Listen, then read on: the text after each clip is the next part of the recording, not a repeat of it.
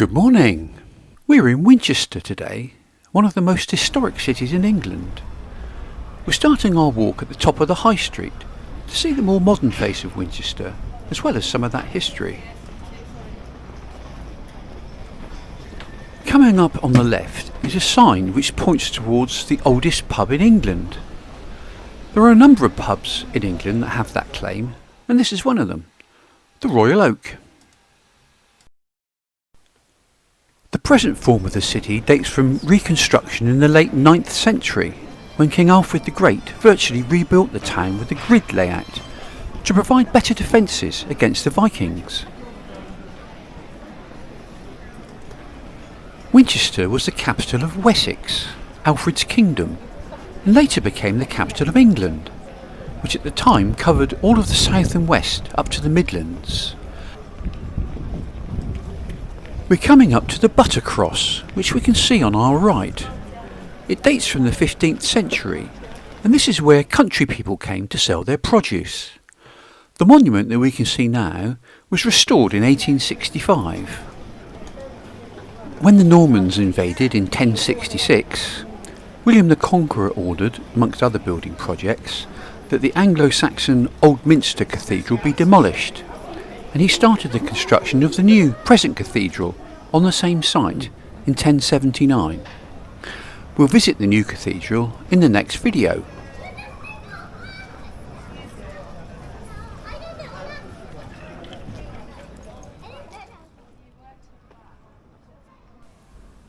We're at the bottom of the High Street now, and coming up on our right is the Guildhall. This impressive building was completed in 1873.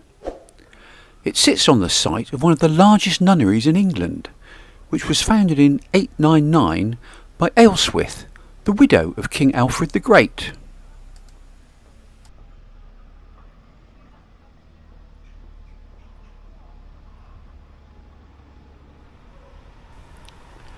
Just beyond the Guildhall, we can see a large statue coming up in front of us. This is a statue of the great man himself, Alfred the Great. If it wasn't for this man, those of us living in England would probably all be speaking Danish now. Alfred the Great was King of Wessex and then King of all the Anglo-Saxons until his death in 899. After seeing off several Viking invasions, he made an agreement with the Vikings, dividing England between Anglo-Saxon territory in the south and the Viking-ruled Danelaw in the north. Winchester was his capital city. We walk on past the statue and come to the old town mill. This sits alongside part of the River Itchen.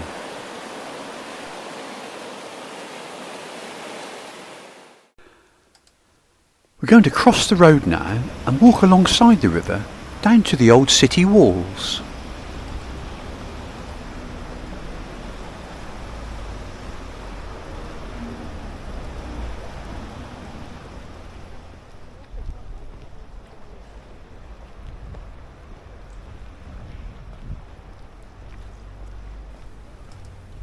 The River Itchen is one of the best fly fishing chalk streams in the world.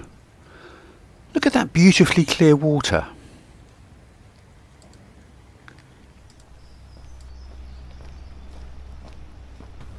We soon arrive at the old city walls, which we can now see on our right.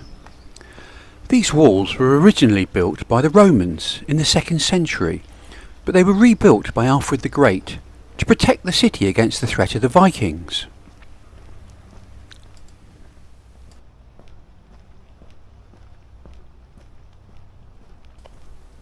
Most of the walls have gone now, but this section remains and leads us round to Wolvesey Castle, which was the palace of the Bishop of Winchester.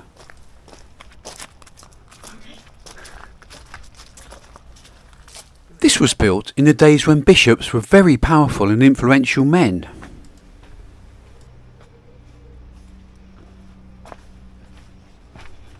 The ruins that we can see here are of the palace which was completed by Henry of Blois in the 12th century. Henry was a grandson of William the Conqueror and brother of King Stephen, so a very powerful man indeed.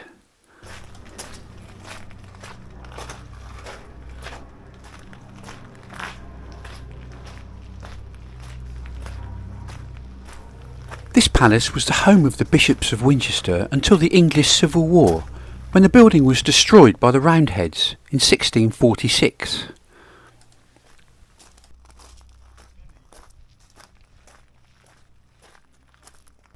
We'll leave the Bishop's Palace and walk up College Street.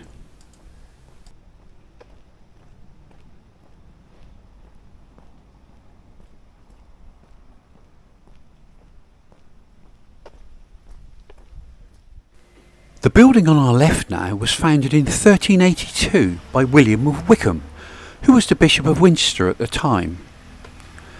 This is Winchester College, and was originally set up to educate boys from poor families. In 2022, the college opened its doors to girls for the first time. This is where Rishi Sunak was educated, and where he was head boy.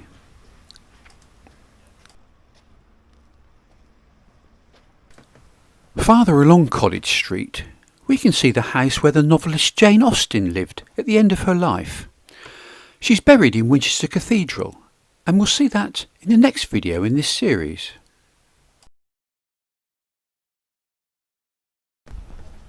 Reaching the end of College Street, we're approaching King's Gate.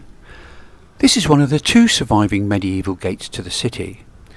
It was first recorded in 1148, though the gate that we can see was built in the 14th century.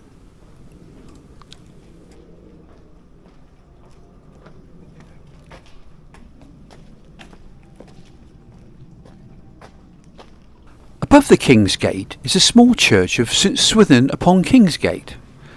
St Swithin was built in the Middle Ages and is unusual in forming a part of the fabric of the old city walls.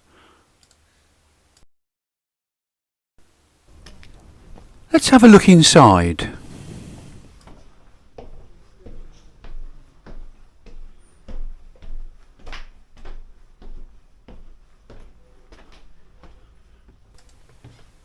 Not a large church, but a perfect place of worship across the centuries.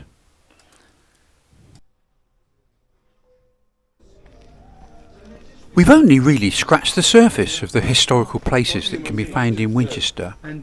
We'll come back again and see more of the city.